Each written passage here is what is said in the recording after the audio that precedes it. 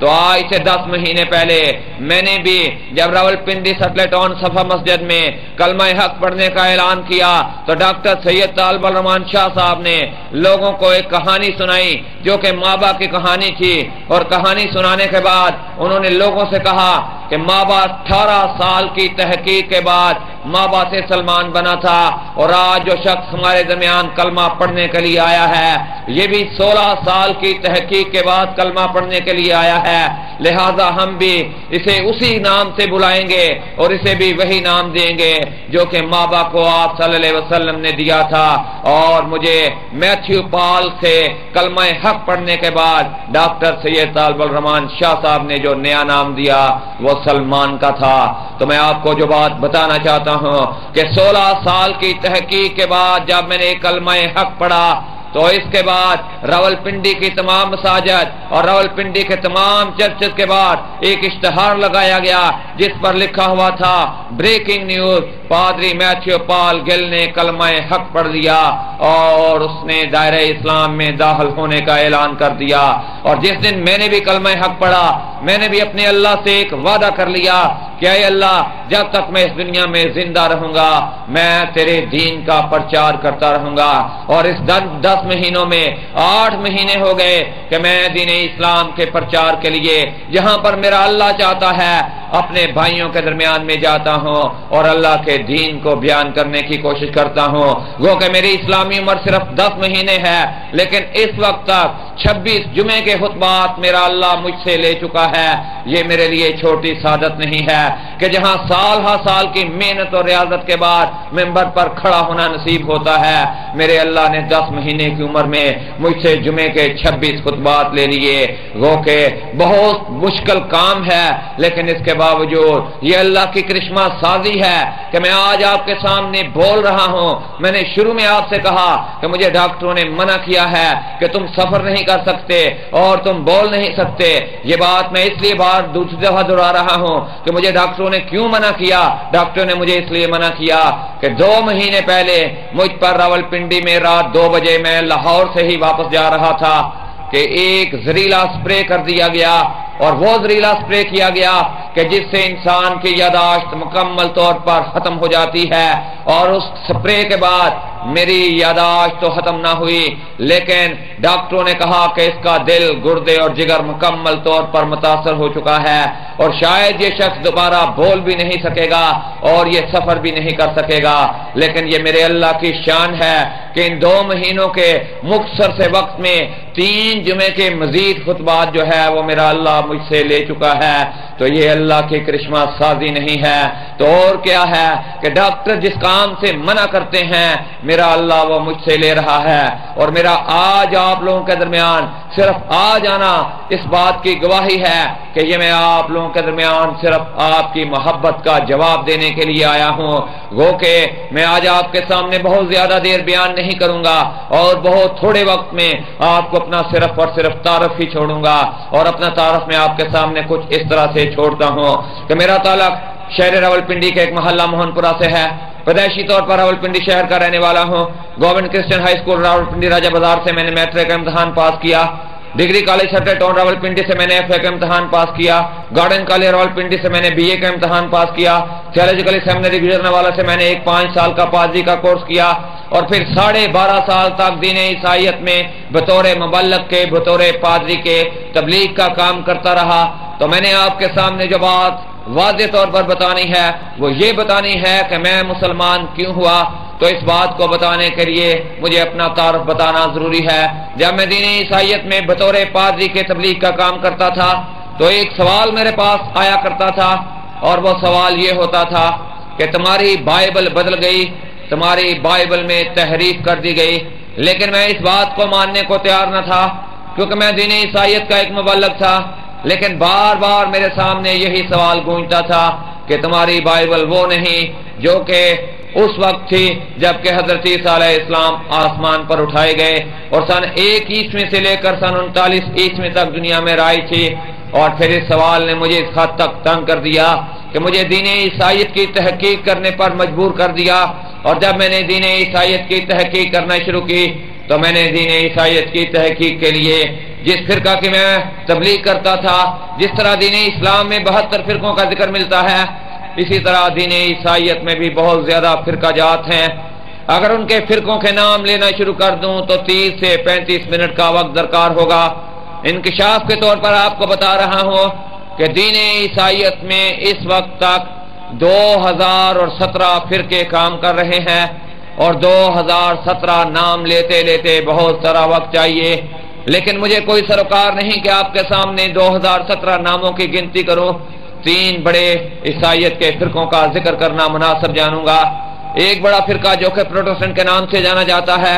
جس کی میں 12.5 سال تک تبلیغ کرتا رہا تھا۔ ان کی بائبل کو میں نے اپنے ہاتھ سے رکھا، کیونکہ وہ 66 مصنفین کا لکھا ہوا مجموعہ کتاب مقدس جسے بائبل کہا جاتا تھا، اس کے 66 مصنفین تھے، اور تحقیقی نگاہ سے عیسائیت کا ایک بہت بڑا فرقہ جو کہ رومن کیتھولک کے نام سے جانا جاتا ہے، ان کے بائبل کو اپنے ہاتھ میں پکڑا، اور جب اس کو پڑھنا شروع کیا تو ایک تضاد سامنے آیا، اور وہ تضاد یہ تھا کہ یہ وہ بائبل میں جس کی تبلیغ کرتا تھا اس کے 66 مصنفین اور 66 کتابیں تھیں، لیکن یہ جو کیتھولک کی بائبل تھی اس کے 72 مصنفین اور 72 کتابیں تھیں۔ پھر میں نے عیسائیت کا سب سے بڑا فرقہ جو کہ آرتھوڈکس کے نام سے جانا جاتا ہے ان کی بائبل کو پکڑا اور اس کی تحقیق کرنی شروع کی، تو ایک اور تضاد سامنے آیا کہ اس بائبل کے 73 مصنفین تھے اور 73 کتب پر مشتمل کتاب کو بائبل کہا جا رہا تھا۔ ان 3 فرقوں کی بائبل کو پڑھنے کے بعد میرے دل میں خدشہ پیدا ہوا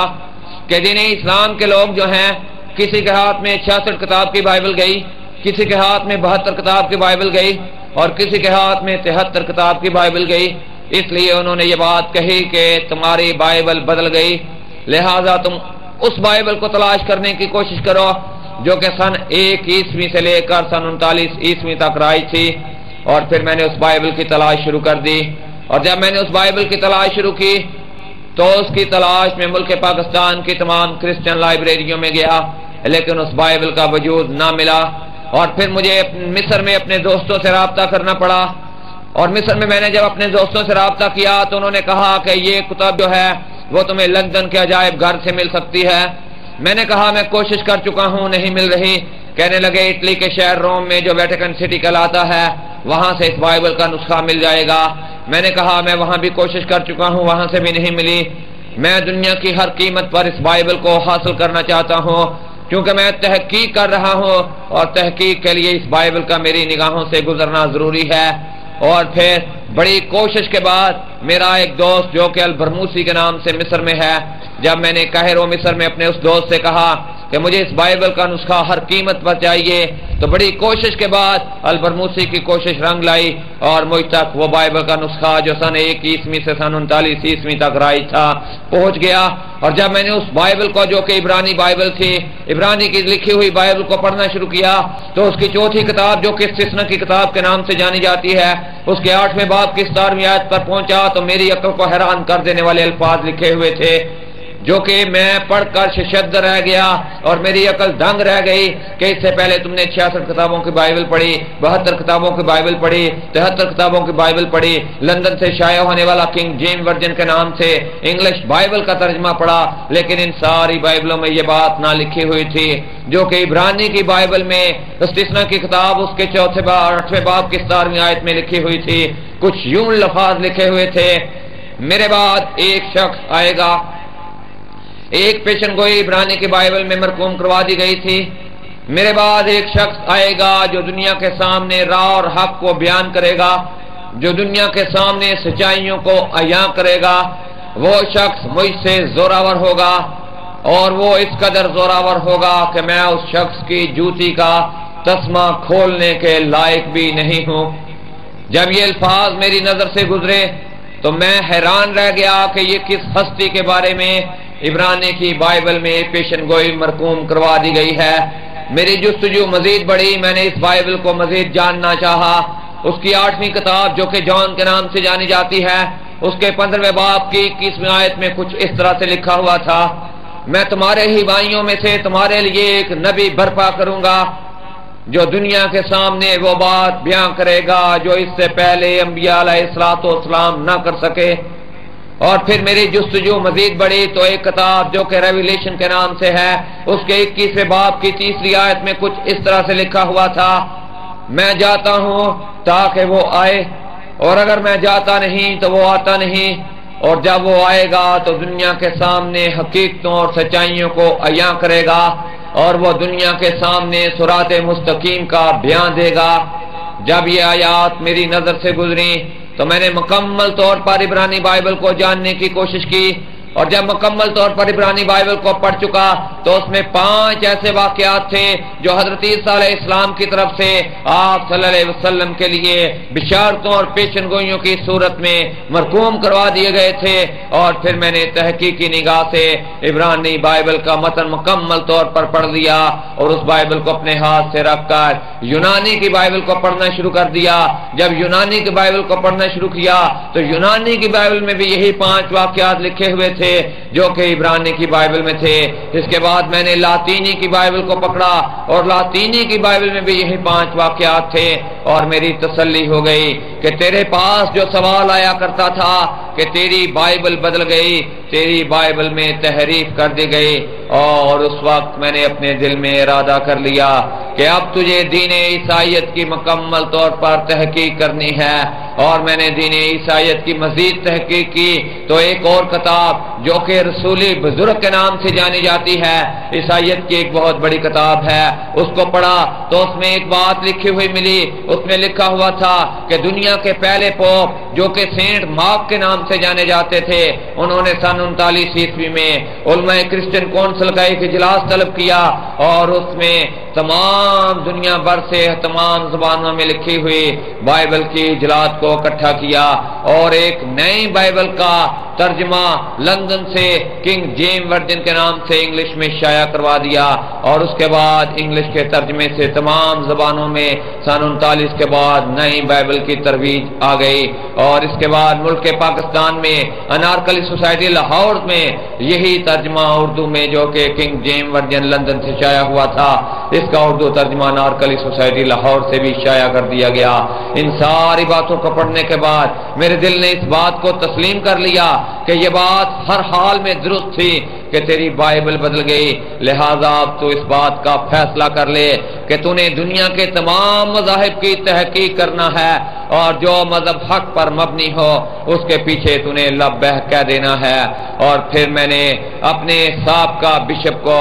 یہ بات لکھ دی کہ میں تمام ادیان کی تحقیق کرنے لگا ہوں، اور میں دین عیسائیت کی تبلیغ کو چھوڑ رہا ہوں، اور اس وقت تک میں دین عیسائیت کی دوبارہ تبلیغ نہیں کروں گا جب تک کہ حق پر مبنی مذہب کو تلاش نہیں کر لیتا۔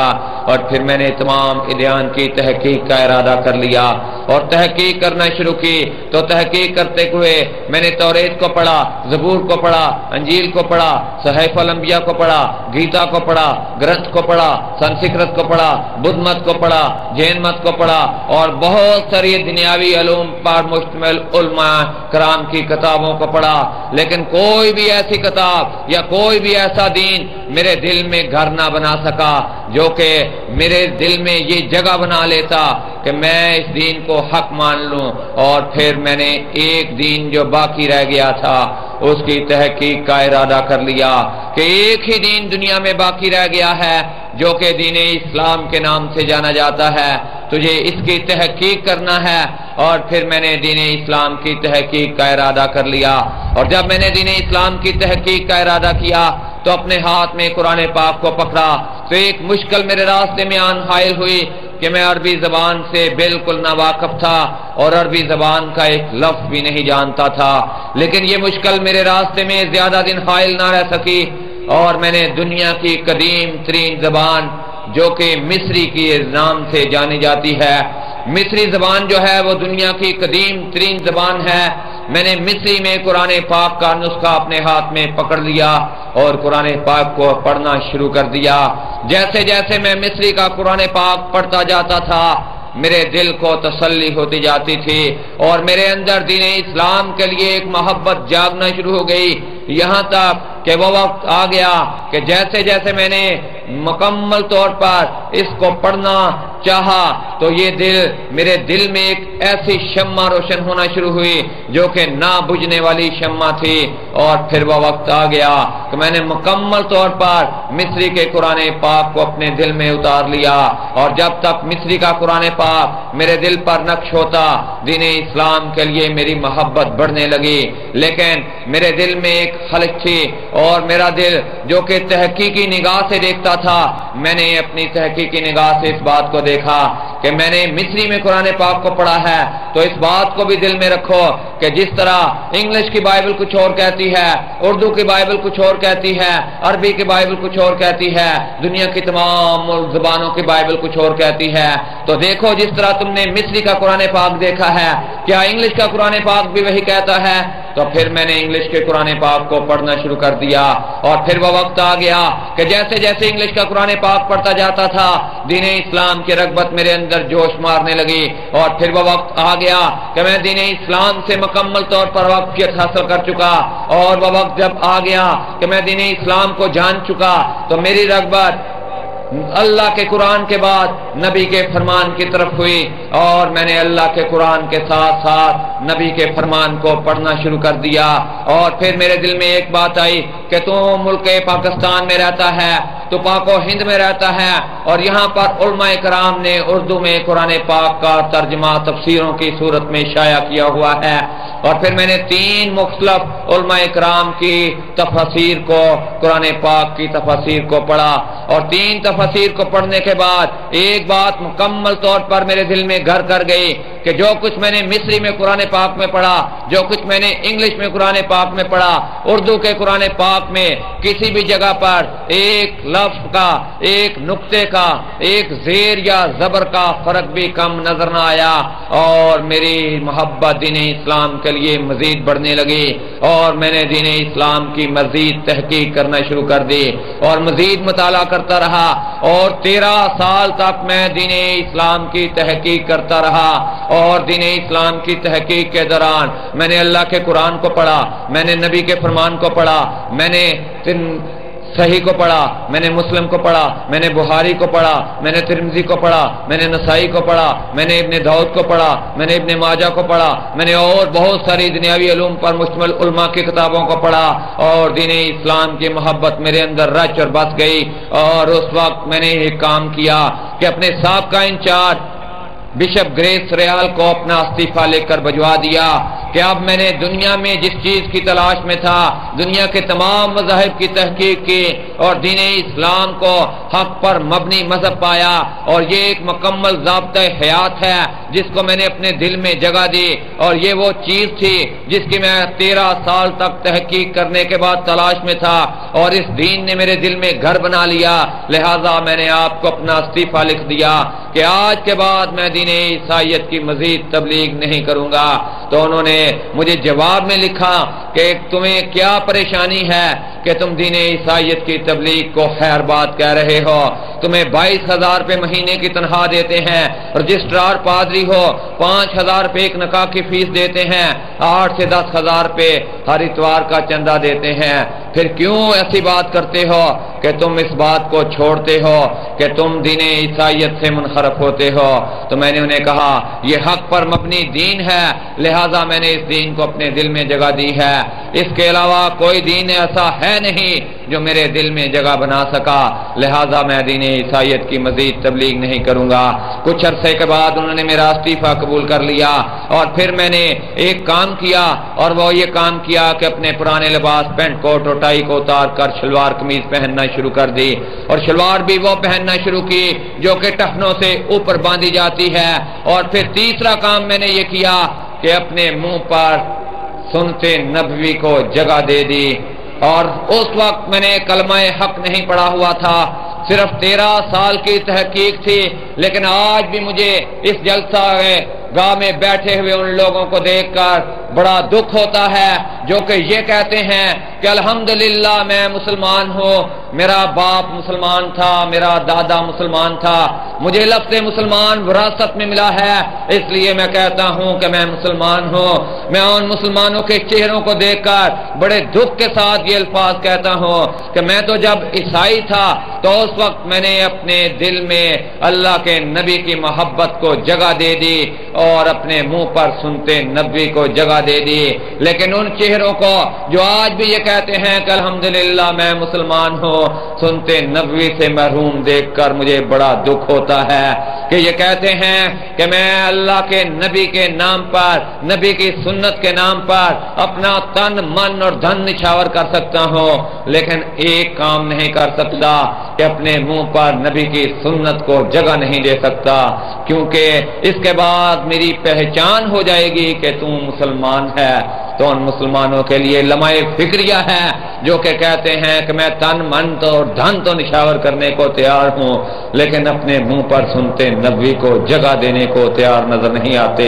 پھر میں تحقیق کے دوران جب اپنی گلیوں میں اور بازاروں میں مسجدوں کے چکر لگایا کرتا تھا تو دیکھتا تھا کہ جس مسجد کی طرف بھی جاتا تھا 2 کنال کی جگہ پر محیط مسجد نظر آتی ہے، اور جب اندر نگاہ کر کے دیکھتا تھا تو بڑی شرم آتی تھی مجھے کہ یہ کیسے لوگ ہیں جو کہتے ہیں کہ الحمدللہ میں مسلمان ہوں، مؤذن پکار رہا ہے اللہ اکبر اشہد ان اللہ، نماز کی دعوت دے رہا ہے اور کہہ رہا ہے کہ نماز کا وقت ہو گیا ہے، اللہ کے گھر میں چلے آؤ، اور ہر مسلمان پر اللہ نے نماز کو فرض کر دیا ہے، لیکن میں جب تحقیق کے دوران مساجد کے گرد چکر لگاتا تھا اور اندر نگاہ کر کے دیکھتا تھا تو مجھے بڑی شرم آتی تھی کہ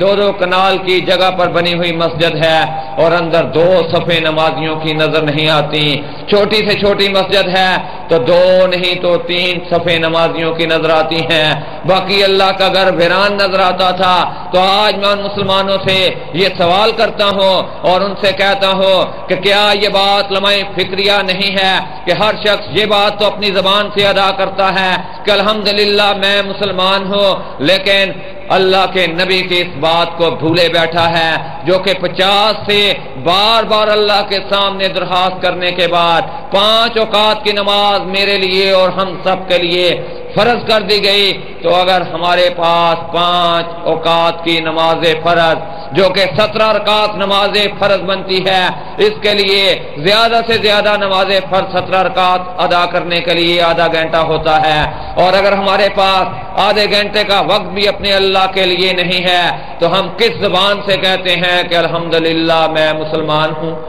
کیا نماز صرف 1 مہینے کے لیے فرض کی گئی؟ رمضان کے مہینے میں دیکھتا ہوں تو اللہ کا ہر گھر آباد نظر آتا ہے، لیکن عام دنوں میں جس مسجد میں بھی جاتا ہوں تو بڑا دکھ ہوتا ہے کہ ہر شخص کہتا ہے میں مسلمان ہوں، لیکن مسجد کی دیوار کے ساتھ ٹیک لگائے خوش گپیوں میں مصروف ہے، کان کے ساتھ موبائل لگایا ہوا ہے، دوستوں کے ساتھ گپیں لگ رہی ہیں، گلیوں میں ٹھیلے اور مسجد کے بعد خانچہ فروش کاروبار میں مصروف ہیں، دکانیں کھلی ہوئی ہیں، اور کوئی بھی شخص اللہ کے گھر سے جو آواز گونج رہی ہے اللہ اکبر اشہد ان اللہ، اس کا جواب دینے کو تیار نہیں آتا، اور اللہ کے گھر میں جا کر جو فرض اس کے ذمے واجب ہے اس کو بھی ادا کرنے کو نظر نہیں آتا۔ تو آج ان مسلمانوں سے میری التماس ہے اور درخواست کرتا ہوں ان سب سے، ہاتھ باندھ کر کہتا ہوں کہ اپنا اپنا قبلہ درست کر لو اور اس فرض سے غافل نہ رہو، کیونکہ اس کی معافی نظر نہیں آتی، کیونکہ نماز فرض کی معافی کہیں بھی نظر نہیں آتی۔ اگر میرے اللہ کی رحمت جوش میں آ جائے تو وہ معاف کر دے تو میں کچھ کہہ نہیں سکتا، لیکن میری تحقیق بتاتی ہے کہ نماز فرض کی معافی نہیں ہے۔ اس سے پہلے اگر آپ اس فرض سے غافل تھے اور دنیاوی فرائض اپنے ذمے لیے ہوئے ہیں کہ بچے اسکول ٹائم پہ چھوڑنا میرا فرض ہے، کاروبار وقت پہ شروع کرنا میرا فرض ہے، اور فیکٹری وقت پہ پہنچنا اور واپس گھر آنا میرا فرض ہے، بچوں کو پڑھانا میرا فرض ہے، دنیا کے تمام کاموں کو فریضے کے طور پر ذمہ لیا ہے، تو اللہ کے فریضے سے کیوں غافل ہو؟ آج اپنے اللہ سے وعدہ کر لو کہ اے اللہ اس سے پہلے میں اس بات سے غافل تھا، لیکن آنے والے وقت میں تیرے اس فریضے سے غافل نہ رہوں گا۔ جب آپ اپنے اللہ سے وعدہ کر لیں گے تو یہ ناممکن ہے کہ اللہ معاف کرنے والا ہے اور اللہ معاف نہ کرے۔ اللہ غفور و رحیم ہے اور وہ انسان کی ہر کمی کو معاف کرنے کو تیار رہتا ہے۔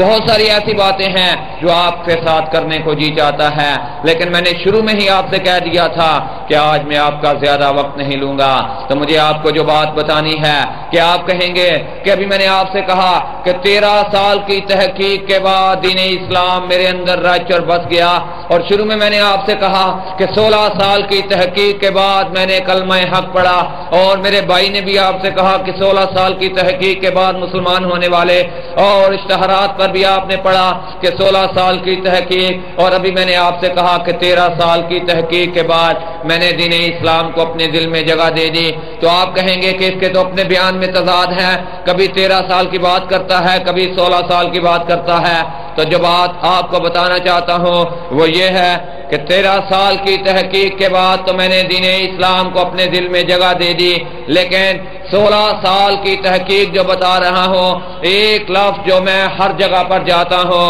تو کہا کرتا ہوں وہ یہ ہے کہ 13 سال کی تحقیق کے بعد تو میں نے دین اسلام کو دل میں جگہ دی، لیکن بڑے دکھ کے ساتھ یہ الفاظ جہاں بھی جاتا ہوں یہ مجھے کہنے پڑتے ہیں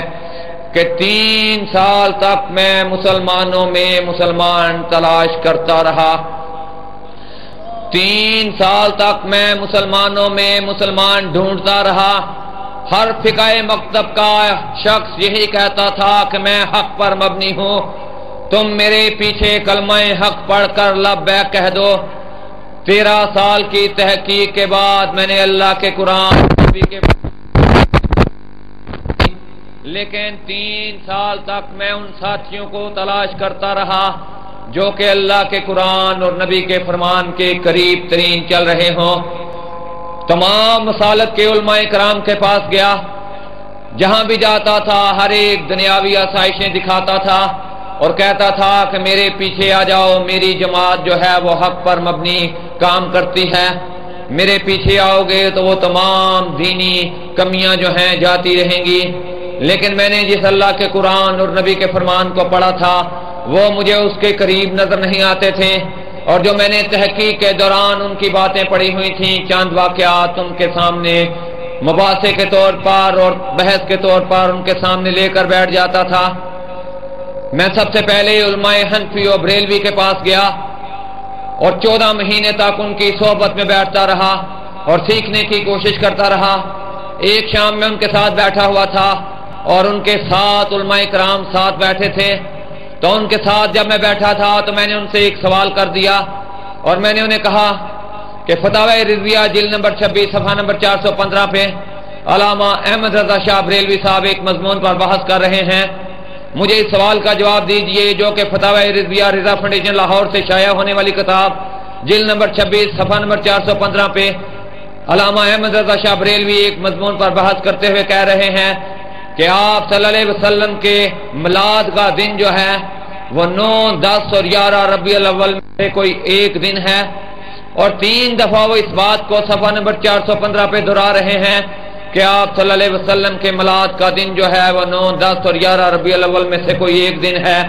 اور صفحہ نمبر 419 فتاوی رضویہ جلد نمبر 26 پر میں وہ 2 دفعہ اس بات کو دہرا رہے ہیں کہ آپ صلی اللہ علیہ وسلم کے وصال کا دن جو ہے وہ 12 ربیع الاول ہے۔ تو میں نے ان کے علماء سے یہ بات کہی کہ میں نے اس کتاب میں یہ بات پڑھی ہے فتاوی رضویہ میں جو صفحہ نمبر 415 پہ علامہ احمد رضا شاہ بریلوی 9، 10 اور 11 ربیع الاول کا ذکر کر رہے ہیں، ان 3 دنوں میں کسی بات پر متفق نہیں ہیں کہ آپ صلی اللہ علیہ وسلم کے میلاد کا دن 9، 10 اور 11 ربیع الاول میں سے کون سا دن ہے، تو آپ بتائیے کہ آپ صلی اللہ علیہ وسلم کے میلاد کا دن کون سا ہے؟ آپ تو 12 ربیع الاول کو آپ صلی اللہ علیہ وسلم کا میلاد مناتے ہو۔ تو وہ کہنے لگے کہ تمہارے پاس کوئی دنیاوی دلیل ہے؟ تو میں نے انہیں کہا کہ دنیاوی دلیل بھی آپ کے سامنے دے سکتا ہوں، اور دنیاوی دلیل میں نے کچھ اس طرح ان کے سامنے رکھی۔ میں نے انہیں کہا کہ جب 1976 میرے کالج کی تعلیم کا آخری سال تھا تو اس وقت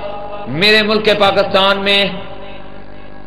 جو چھٹی ہوا کرتی تھی 12 ربیع الاول والے دن، آج کمپیوٹرائز زمانہ ہے، کمپیوٹرائز زمانے میں 1976 کا ریکارڈ دیکھنے کے لیے زیادہ دور نہیں جانا پڑے گا، چند منٹوں میں آپ کے سامنے 1976 کا کارڈ آ جائے گا. گسٹڈ ہالیڈے کو نکال کر دیکھ لیجئے, سرکاری کیلنڈروں کو نکال کر دیکھ لیجئے, تمام عیسوی کیلنڈروں کو نکال کر دیکھ لیجئے, تمام اسلامی کیلنڈروں کو نکال کر دیکھ لیجئے, اور اس وقت کے اور آج کے معتبر اخبار جو کہ روزنامہ جنگ اور روزنامہ نوائے وقت کے نام سے جانے جاتے ہیں, ان اخبارات کو نکال کر دیکھ لیجئے. ان اخبارات میں بھی 12 ربیع الاول والے دن ایک چھٹی لکھی ہوئی ہے, لیکن چھٹی والے دن کیلنڈروں پر اور اخبارات پر جو لفظ لکھا ہوا ہے وہ لفظ لکھا ہوا ہے 12 وفات. میں نے کہا لفظ 12 وفات 12 ربیع الاول والے دن کے سامنے لکھا ہوا ہے, جس کی ملک پاکستان میں تمام سرکاری اداروں میں چھٹی ہوتی تھی, اور ہمیں اس وقت کالجوں اور سکولوں میں اور سرکاری اداروں میں ملک پاکستان میں چھٹی ہوتی تھی کہ آج 12 وفات ہے, اس لیے آج ملک پاکستان میں چھٹی ہے. تو وہ کہنے لگے کہ واقعی اس وقت 12 وفات کی چھٹی تھی. تو میں نے انہیں کہا کہ 1977 میں جنرل محمد ضیاء الحق نے ملک پاکستان کا چارج سنبھالا, اور اس کے بعد انہوں نے ملک پاکستان میں عید میلاد کا تعارف جو ہے کروا دیا. اور آج ملک پاکستان میں جس جوش و جذبے کے ساتھ اور جس جوش و خروش کے ساتھ عید میلاد منائی جاتی ہے, ہر گلی کو سجایا جاتا ہے, ہر گھر کو سجایا جاتا ہے, ہر بازار کو سجایا جاتا ہے, ہر بلند عمارت کو سجایا جاتا ہے. تو میں نے ان سے کہا کہ ان کو سجاوٹ کرتے ہو, اتنی لائٹیں لگاتے ہو, لیکن میں جب تحقیق کے دوران دیکھتا ہوں تو تمام میٹر جو نظر آتے ہیں گلیوں کے, بازاروں کے اور دکانوں کے, میٹر بند نظر آ رہے ہیں اور لائٹیں چل رہی ہیں. کیا آپ کو اتنی نبی کے ساتھ محبت ہے کہ بازاروں اور گلیوں سے گزرنے والی تاروں کے اوپر کنڈے ڈال کر بجلی استعمال کرتے ہو اور کہتے ہو کہ ہم نبی کی میلاد کا دن منا رہے ہیں؟ تو وہ اس بات پر معمولی سی خاموشی انہوں نے اختیار کی. لیکن پھر میں نے ان سے کہا کہ آپ کیسی بات کی ترویج کرتے ہیں کہ آپ کے امام جسے آپ علامہ احمد رضا شاہ بریلوی کہتے ہو, فتاوی رضویہ جلد نمبر 26 صفحہ نمبر 419 پر واضح الفاظ میں 2 دفعہ لکھ رہے ہیں کہ آپ صلی اللہ علیہ وسلم کے وصال کا دن جو ہے وہ 12 ربیع الاول ہے. تو میں حاضرین جلسہ پر اس فیصلے کو چھوڑتا ہوں کہ دنیا ساری متفق ہے, اپنے تو اپنے غیر بھی اس بات پر متفق ہیں کہ آپ صلی اللہ علیہ وسلم کے وصال کا دن جو ہے وہ 12 ربیع الاول ہے. تو کیا ہمیں اسی طرح بےہودہ رقص, بینڈ باجوں اور رقص و سرور کی محفلوں کے ساتھ سڑکوں اور بازاروں کو بند کر کے آپ صلی اللہ علیہ وسلم کا میلاد منانا چاہیے یا وصال منانا چاہیے؟ بڑی دکھ کے ساتھ یہ کہنا پڑتا ہے کہ آپ صلی اللہ علیہ وسلم کے وصال کا دن جو ہے وہ 12 ربیع الاول ہے, لیکن میرے ملک پاکستان میں جس بےہودہ طریقے سے آپ صلی اللہ علیہ وسلم کے وصال والے دن تقریبات کی جاتی ہیں اور پروگرامات اور تقریبات کی جاتی ہیں, بڑا دکھ ہوتا ہے کہ یہ کیسے مسلمان ہیں. اس لیے میں یہ کہتا ہوں کہ مسلمانوں اس بات پر فخر نہ کرو کہ ایک پادری 16 سال کی تحقیق کے بعد مسلمان ہوا. میں ان سے واضح طور پر یہ کہتا ہوں کہ اس بات پر فخر نہ کرو کہ میں مسلمان ہو گیا ہوں. میں اگر آپ لوگوں کو دیکھ کر مسلمان ہونا چاہتا تو شاید میں آج بھی مسلمان نہ ہوتا. میں تو اللہ کے قرآن اور نبی کے فرمان کو دیکھ کر مسلمان ہوا ہوں, آپ کو دیکھ کر مسلمان نہیں ہوا. بڑے دکھ کے ساتھ جب میں نے انہیں یہ بات کہی کہ آپ مجھے یہ بتائیے کہ کیا عید میلاد النبی کا ذکر اللہ کے قرآن اور نبی کے فرمان میں ملتا ہے؟ میں نے جو تحقیق کی ہے اس میں تو مجھے 2 عیدوں کا ذکر ملتا ہے, ایک عید الاضحیٰ کا ذکر ملتا ہے, دوسری عید الفطر کا ذکر ملتا ہے, اور ان 2 عیدوں کے علاوہ کوئی تیسری عید نہیں. اور یہ دونوں عیدیں جو ہیں اسلامی عیدیں ہیں اور ان کی نماز ادا کی جاتی ہے, اور ان کی نماز باقاعدگی کے ساتھ اجتماع کے صورت پر کی جاتی ہے. اگر عید میلاد واقعی اسلامی انعقاد ہے اور اسلامی عید ہے تو آپ مجھے بتاؤ کہ عید میلاد کی نماز آپ کہاں پر پڑھتے ہو اور کتنے رکعت نماز پڑھتے ہو, اور کہاں پر عید میلاد کی نماز کا ذکر ملتا ہے, اور اگر ہے تو کون اس کی امامت کرتا ہے؟ इसके बाद वो खामोश हो गए। बहुत सारे हवाला जात आपके सामने रख सकता हूँ, मलफूजात में से बहुत सारे हवाले आपको दे सकता हूँ और बहुत सारी बातों का जिक्र कर सकता हूँ, लेकिन वक्त इजाजत नहीं देता। फिर कभी अल्लाह ने मौका दिया तो तफसीली तौर पर इनके हवाले दूंगा। इनके बाद जब मेरी इनके साथ बनना आई और मैंने देखा कि ये अल्लाह के कुरान और नबी के फरमान के बिल्कुल मुकम्मल तौर पर पैरोकार नजर नहीं आते, तो मैं उलमा देवबंद की तरफ राग़िब हुआ और यहाँ रायवेंड में भी आना शुरू किया। हाजी अब्दुल वहाब साहब के पास आना शुरू किया। बहुत सारे उलमा देवबंद से अपना राब्ता बढ़ाना शुरू किया। एक शाम मैं उलमा देवबंद के मरकज में, जो कि रायवेंड के नाम से जाना जाता है, बैठा हुआ था। बहुत सारे उलमा इकराम बैठे हुए थे, तो वहां पर भी मैंने एक सवाल उनके सामने रख दिया और मैंने उन्हें कहा कि एक किताब जो कि फज़ाइल सदकात के नाम से जानी जाती है, फज़ाइल सदकात सफ़ा नंबर 558 मैंने खोला और उनसे कहा इसमें मौलाना मोहम्मद ज़करिया जो कि एक मोतबर उलमा देवबंद में गिने जाते हैं, मैंने उनका एक हवाला उनके सामने रखा कि मुझे ये जरा समझा दीजिए कि फज़ाइल सदकात सफ़ा नंबर 558 पे मौलाना मोहम्मद ज़करिया कह रहे हैं कि आए अल्लाह जो मैं हूं वो तू है। अस्तगफिरुल्लाह। फज़ाइल सदकात सफ़ा नंबर 558 पे अल्फाज लिखे हैं, आए अल्लाह जो मैं हूं वो तू है और जो तू है वो मैं हूं, शिरक दर शिरक मैं और तू एक है। अस्तगफिरुल्लाह। जब मेरी नजर से ये अल्फाज गुजरे तो मैंने हाजी अब्दुल वहाब साहब से कहा कि आप मुझे बताइए कि ये मौलाना मोहम्मद ज़करिया ने ये बात कैसे कह दी कि आए अल्लाह जो मैं हूं वो तू है। एक ईसाई कहता है कि ईसा अलैहिस्सलाम अल्लाह के बेटे हैं, तो आप कहते हो कि इसने कुफर बका और तमाम ईसाइयत पर कुफर का फतवा जारी कर देते हो। एक उलमा इस्लाम जो कि मौलाना मोहम्मद ज़करिया के नाम से जाने जाते हैं, इतनी मोटी किताब फज़ाइल सदकात में सफ़ा नंबर 558 पे वाशगाफ अल्फाज में कहते हैं कि आए अल्लाह जो मैं हूं वो तू है, और तमाम उलमा इस्लाम खामोशी के साथ बैठे रहते हैं और कोई इस बात को नहीं उछालता कि हाय मौलाना मोहम्मद ज़करिया ने ये बात क्यों कही। जब मैंने हाजी वहाब साहब से कहा तो हाजी वहाब साहब ने जो जवाब दिया वो कहते हैं कि जिस वक्त मौलाना मोहम्मद ज़करिया ने ये अल्फाज लिखे कि आए अल्लाह जो मैं हूं वो तू है, उस वक्त वो होश में नहीं बल्कि मदहोशी की हालत में थे। तो मैंने कहा कि हाजी साहब आप तो रायवेंड में होश में बैठे हुए हो,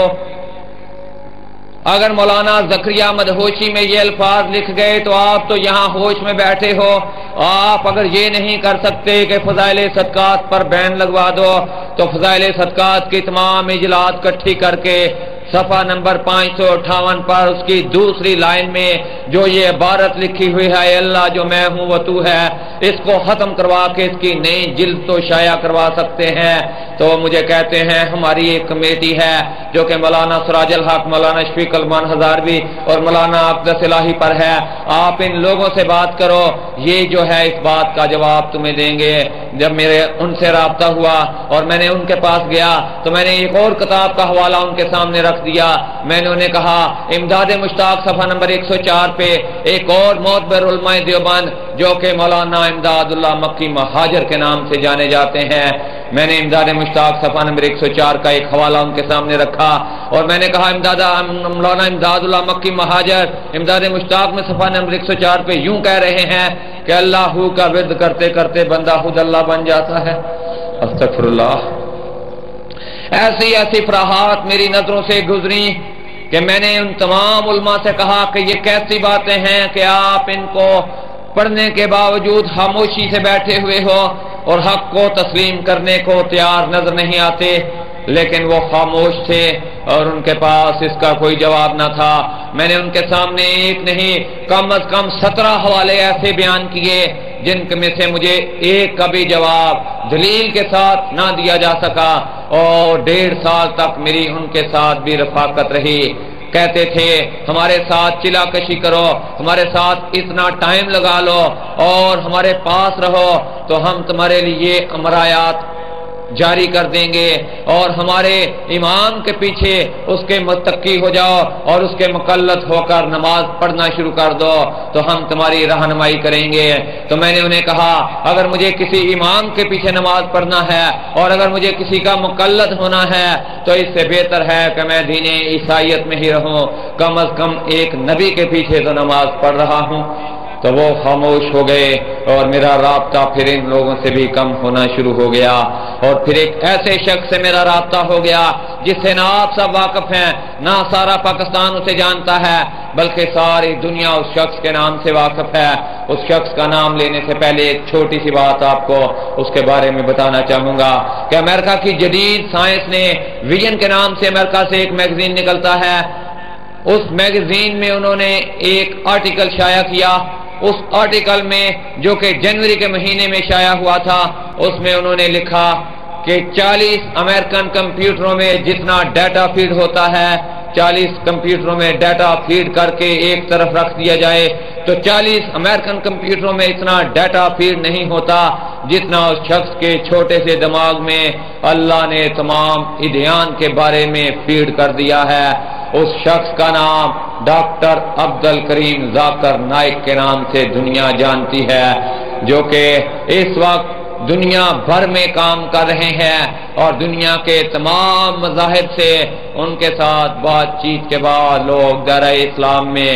جوگ در جوگ داخل ہو رہے ہیں. آپ اس شخص کے لیے دعا کیجئے کہ اللہ اسلام کے ثبوت کو اسی گرم جوشی کے ساتھ استعمال کرتا رہے اور دین اسلام میں روحوں کو گھیر گھیر کر لاتا رہے. بہت ساری باتیں ہیں جو آپ کے ساتھ کرنے کو جی چاہتا ہے، لیکن جب میرا رابطہ ان تمام فقہ کے لوگوں سے کٹتا گیا تو پھر مجھے ایک نام ڈاکٹر سید طالب الرحمان شاہ صاحب کا ملا، جو کہ علماء اہل حدیث میں ایک معتبر نام جانا جاتا ہے اور مناظر اسلام کے نام سے جانی جانے والی شخصیت ہیں. جب میرا رابطہ ان کے ساتھ ہوا تو ان کی وساطت سے علماء اہل حدیث کے دروازے میرے لیے کھلنا شروع ہوئے، اور وہ کمیاں اور وہ رکاوٹیں اور وہ پریشانیاں جو کہ دین اسلام کے بارے میں میرے دل میں وسوسے تھے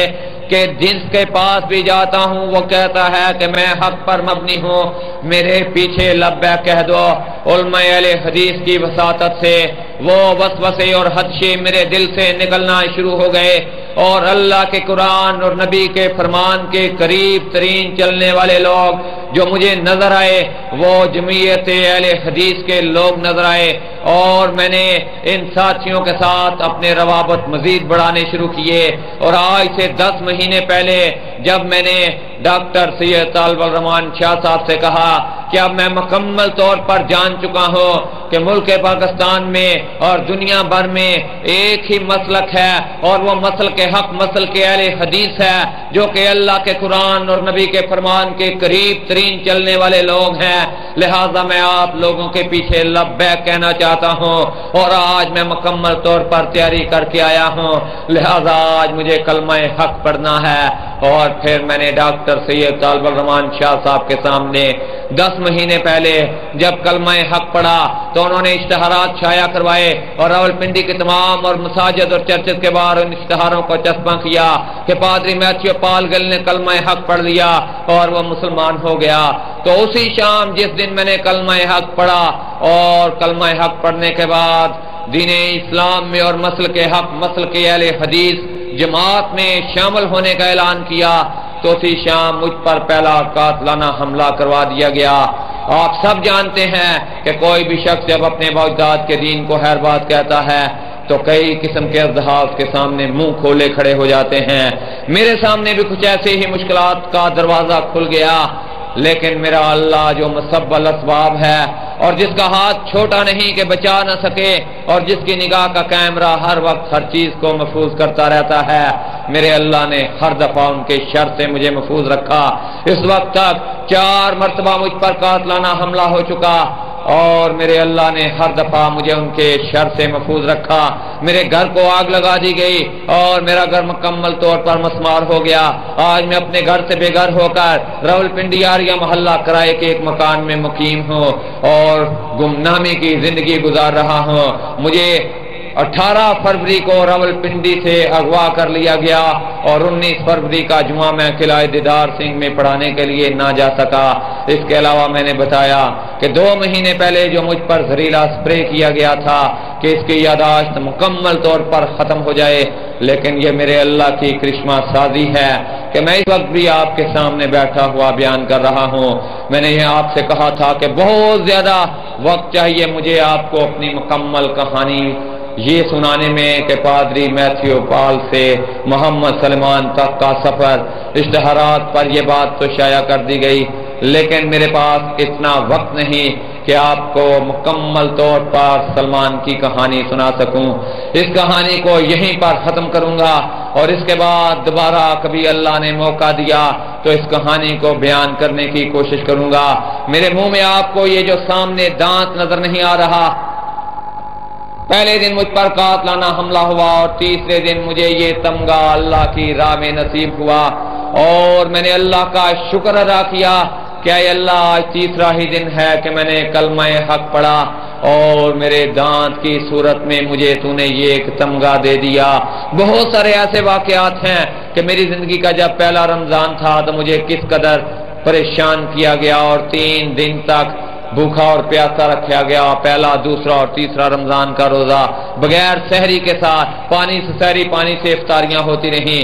اگر آپ اس بات کی تصدیق چاہیں تو میں آپ کو اپنا نیٹ کا نمبر بول دیتا ہوں، آپ نیٹ کو آن کیجئے گا تو میرا وہ پہلا انٹرویو جس دن میں نے کلمہ حق پڑھا تھا، 3.5 گھنٹے کا ایک انٹرویو نیٹ پر آپ کو ملے گا، جس میں آپ کو میری صحت بھی بڑی اچھی نظر آئے گی، اور اس میں بڑی تفصیلی باتیں آپ کو نظر آئیں گی، کیونکہ مجھے خدشہ تھا کہ مجھ سے پہلے مجھے پتا ہے کہ پادری منرو نے کلمہ حق پڑھا، انہیں شہادت کے رتبے پر جانا پڑا، پادری تاج دین نے کلمہ پڑھا، انہیں شہادت کے رتبے پر جانا پڑا، پادری برکت نے کلمہ پڑھا، انہیں شہادت کے رتبے پر جانا پڑا۔ تو مجھے بھی ڈر تھا کہ اگر میں بھی کلمہ حق پڑھنے کے بعد دین اسلام کا پرچار کروں گا تو میرے لیے بھی مشکلات آئیں گی، اس لیے احتیاطاً میں نے وہ ایک انٹرویو ریکارڈ کروا دیا تھا۔ آپ اس انٹرویو میں دیکھیے گا کہ میں نے 3.5 گھنٹے کے انٹرویو میں بہت ساری تفصیلی باتیں کرنے کی کوشش کی ہوئی ہے۔ تو ابھی صرف اور صرف چند لمحے آپ کے سامنے مزید لوں گا، اور ان چند لمحات میں ایک بات آپ کے سامنے بیان کر کے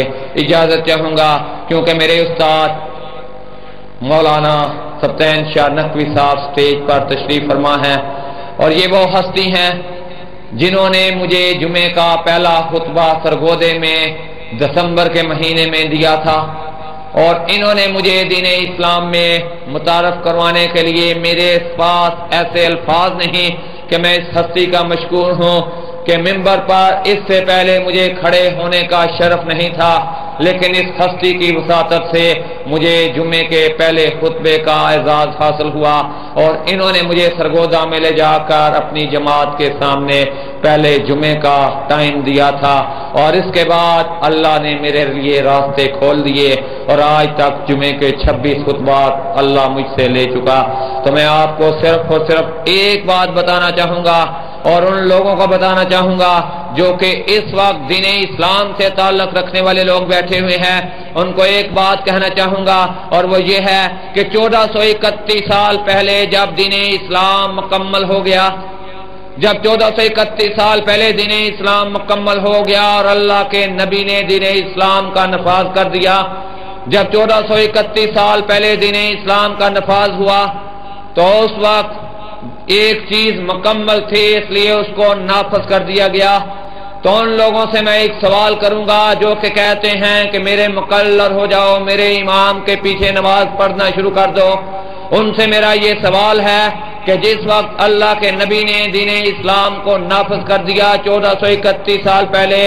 اس وقت امام ابو حنیفہ کی پیدائش نہیں ہوئی تھی، اس کے 70 سال کے بعد امام ابو حنیفہ پیدا ہوئے، اس سے 83 سال کے بعد امام شافعی پیدا ہوئے، اس سے 140 سال کے بعد امام ابو مالک پیدا ہوئے، اور اس سے 153 سال کے بعد امام حبل پیدا ہوئے۔ جب یہ چاروں امام اس وقت اس دنیا میں نہیں تھے جبکہ دین اسلام مکمل ہو گیا اور اس کو نافذ کر دیا گیا، اور 1853 سے پہلے دنیا کے نقشے پر احمد رضا شاہ بریلوی کا نام بھی نظر نہیں آتا، तो 1853 और 1431 के दरमियान 422 साल का जो गैप बनता है। मेरा आपसे सवाल है कि 422 साल का जो वक्फा है उन लोगों के लिए आप क्या कहेंगे? ये पांचों हस्तियां जिनके गिर्द आज बहुत सारे दायरा इस्लाम के लोग घूमते हैं और इनके पीछे लब्बैक कहते हैं, उनको ये बताना चाहता हूं कि उन 422 सालों के लिए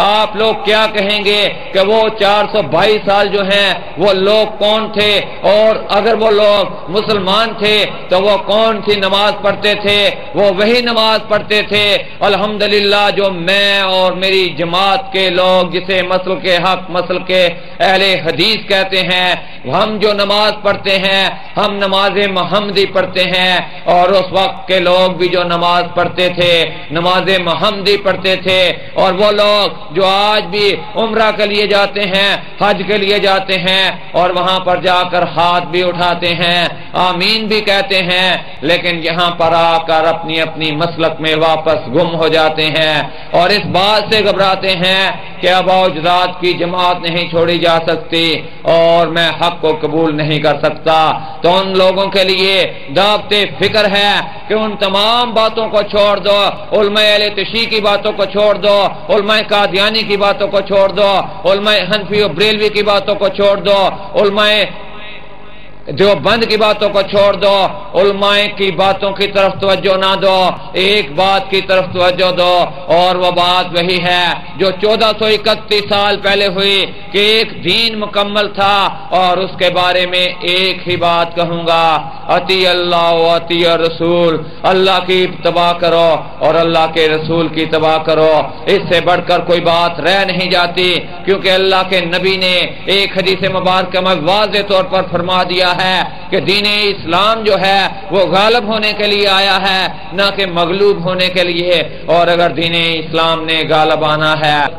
बल्कि इसी तरह जिस तरह इस वक्त दुनिया के किसी भी हिस्से में निगाह दौड़ाते हैं तो दुनिया में दीन इस्लाम के लोग जो हैं वो पिछे हुए नजर आते हैं। लेकिन हम अगर अपने अपने किबले को दुरुस्त करते हुए अल्लाह के कुरान और नबी के फरमान की तरफ राग़िब हो जाते हैं और अती अल्लाह अती और रसूल की तरफ राग़िब हो जाते हैं और इस बात को अपने दिल में जगह दे देते हैं कि अल्लाह के कुरान और नबी के फरमान की मुकम्मल पैरोकारी करनी है और अल्लाह के नबी से मोहब्बत का सबूत इसी तरह देना है कि उसके मुकम्मल तौर पर पीछे जो कुछ अल्लाह का कुरान और नबी का फरमान कहता है उसके पीछे लब्बैक कहना है, तो फिर दुनिया की कोई ताकत है नहीं जो कि दीन इस्लाम को गलबा हासिल करने से रोक सके। व आखिरु दावाना अल्हम्दुलिल्लाह रब्बिल आलमीन।